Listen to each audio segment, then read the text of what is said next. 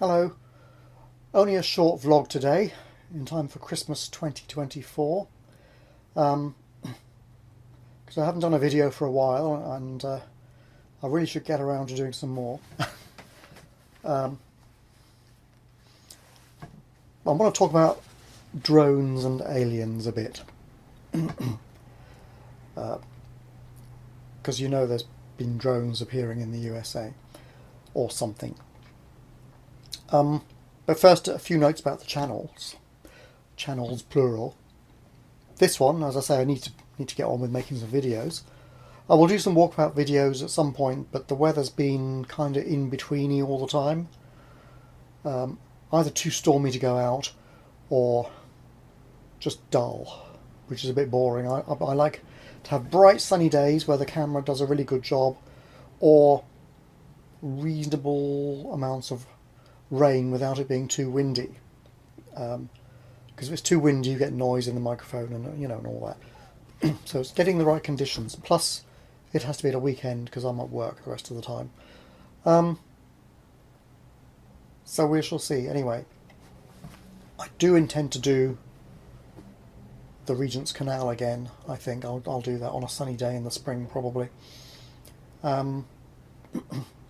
I don't know where else. I've had a few little ideas. I'll see. And on the game channel, Alphatucana Let's Play, I've cut the schedule down from 4 videos a week to just uploading them when I've got them. So what I'll be doing is I'll record a series, and once I've got it all, I'll upload it, and I won't put all like 20 episodes or whatever on at the same time, because you'll probably receive 20 notifications at the same time. But I'll like enable 2 episodes a day for a few days until they're all up. Meanwhile, I'll be doing another series in the background. Except over Christmas, I guess, where I'll be on holiday. I might have time to do some more. And I might not. It depends. We'll see. But I'm halfway through a series at the moment, so it will be uploaded at some point soon. My plan is to upload it before Christmas, because I'll definitely be taking a few days off. So these drones are buzzing about over New Jersey and places like that in America, in the United States. Are they aliens? No. There are a couple of reasons for saying that. One is they look like drones from what I can tell. 2, they have FAA approved lighting on them. Some of them. So they're authorised craft of some sort. 3, the Americans have not shot them down to investigate, because why would they shoot down one of their own craft? Except to double bluff us, of course, but they haven't done that because they probably didn't think of it.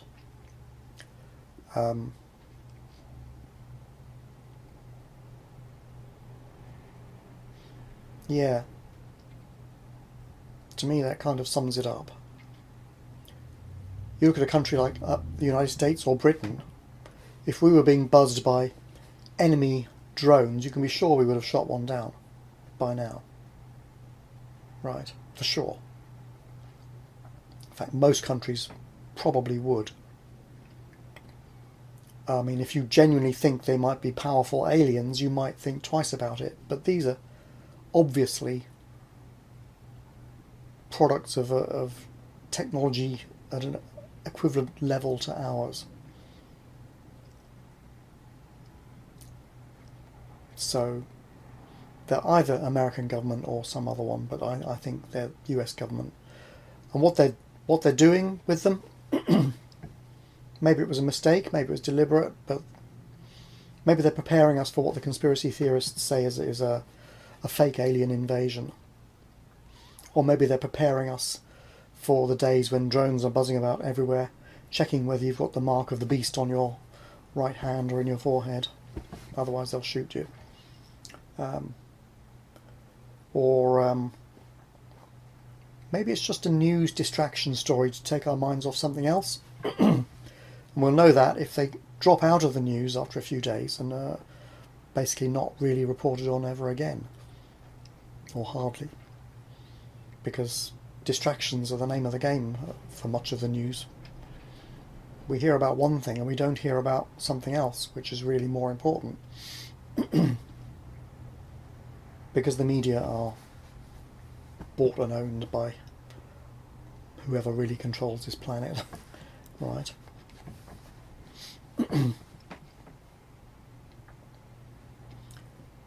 But another reason they can't be aliens is because there are no aliens.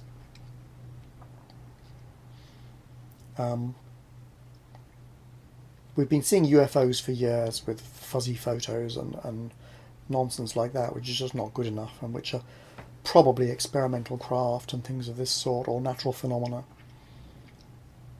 There's been abductions. Yep, but they're not by aliens. They might be by humans. Personally, I think the demon hypothesis fits better than the alien hypothesis. So critters from another dimension, essentially. From the astral plane or wherever the heck they come from. Whatever it is that we haven't discovered yet, right? That, it doesn't seem all that likely, but the alien hypothesis is less likely.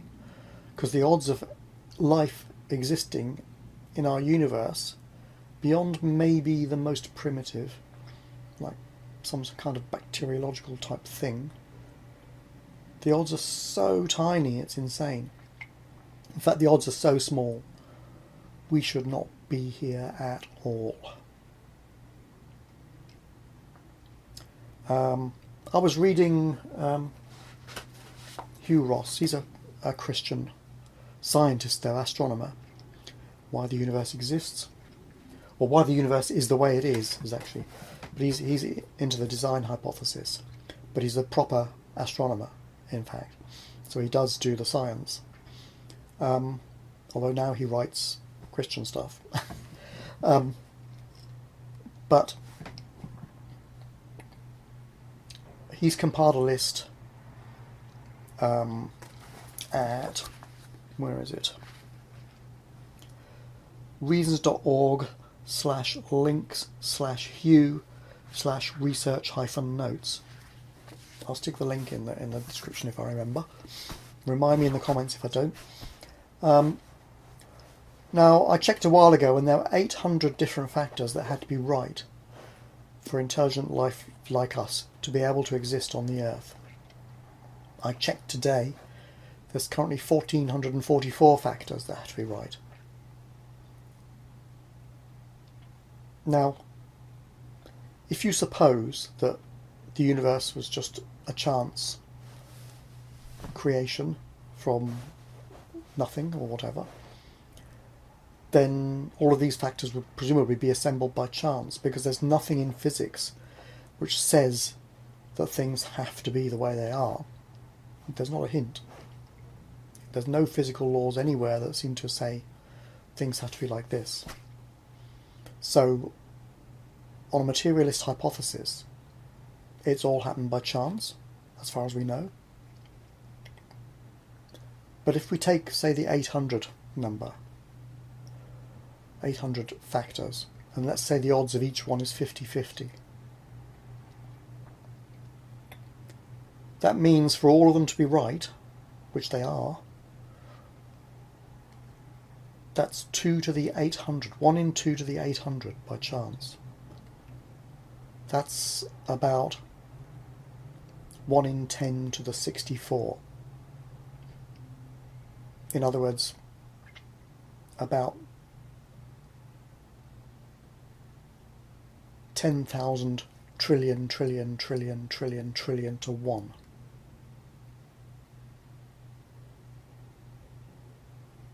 Unless the universe is 10,000 trillion times bigger than the observable universe, in which case the odds would be 50-50. We don't know how big the actual universe is. We do know it's bigger than what we can observe.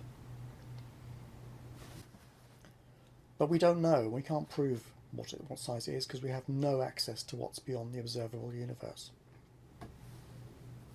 And by definition, we never will. Maybe some advanced technology will get there, I don't know.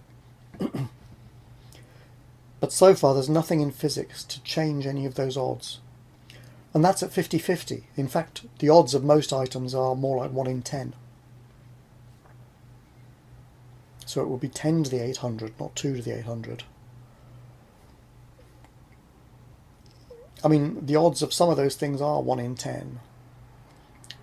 Or, 1 in 100 or something like that. Some of them, though, are very, very small. So the matter density of the universe had to be just right to 1 part in 10 to the 60. Otherwise the universe would have expanded too quickly for galaxies and stars and stuff to form. So the matter would have spread out too quickly. So gravity would not have been able to grab it back.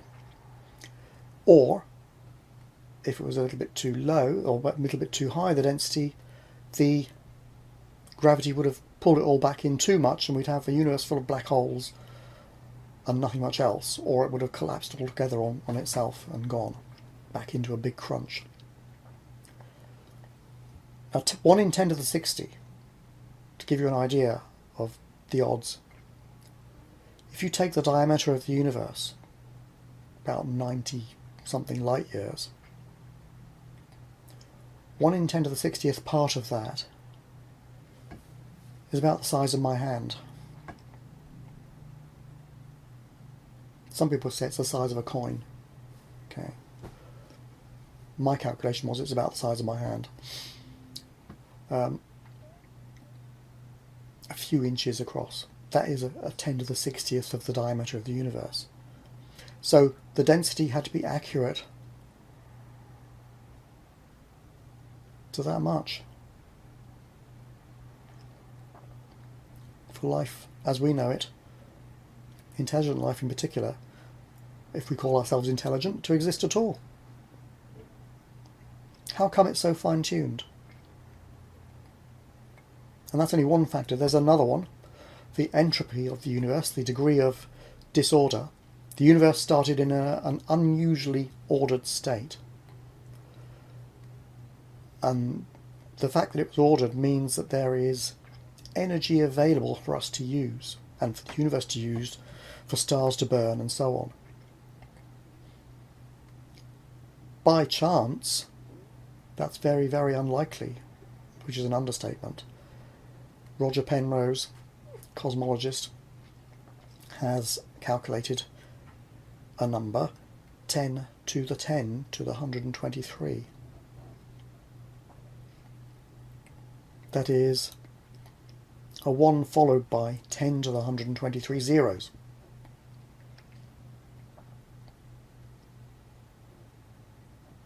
That's a 1 followed by 1,000 trillion zeros. That's more zeros than there are particles in the observable universe, including photons, neutrinos, quarks, the lot. Estimated to be about somewhere in the region of 10 to the 90.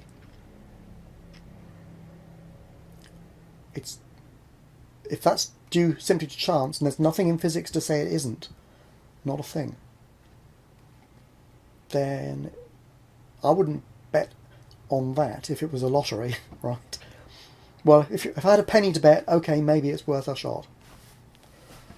But if it was your life savings, or your life, the odds of you existing at all, I wouldn't want to bet on it. Yet here we are. But with odds so low of life at all existing, and odds of intelligent life as we know it on the Earth being at such insanely small levels, there cannot be life elsewhere in the universe. Unless it is designed and made that way. So could they exist?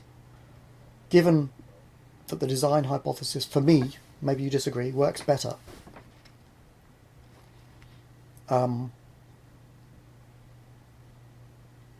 I guess they could be there on that basis. But certainly the way the odds are working, it's not unreasonable to suppose that we are the only ones, in fact. And that there's a reason for it. Somebody's gone to a lot of trouble if they've designed this. The complexity of it is beyond what humans can design. At the moment. Maybe future technology, we can get there. People have a lot of faith in that.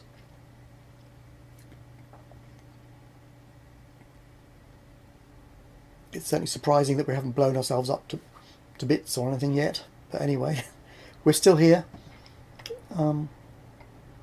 If you want me to go through some of those 1444 factors that make it unlikely that we're here at all, let me know in the comments, and maybe I'll put together a video about it after Christmas.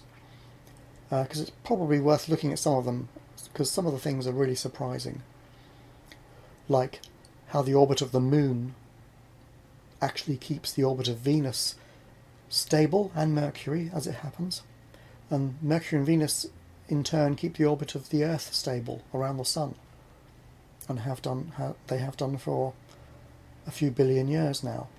About 3 or so, 3.5. Without the Moon, Venus's orbit wouldn't have been stable, and therefore the Earth's orbit wouldn't have been stable. We wouldn't be here. It's weird, right? And the Moon only works to stabilise Venus's orbit because it's moving away from the Earth at around 3 centimetres a year, and it makes a regular bump against Venus, the gravitational wave bump as it orbits. You get a resonance, and it helps to stabilise it all, and it all works together. Insane. Super complicated. But the whole universe is like that. Anyway, I can go through some of the bits, if you like. But those drones, they're US government, surely. I don't see how they can be. Or maybe some private company doing funny stuff. But they're not aliens. Okay. Comments below. Bye for now.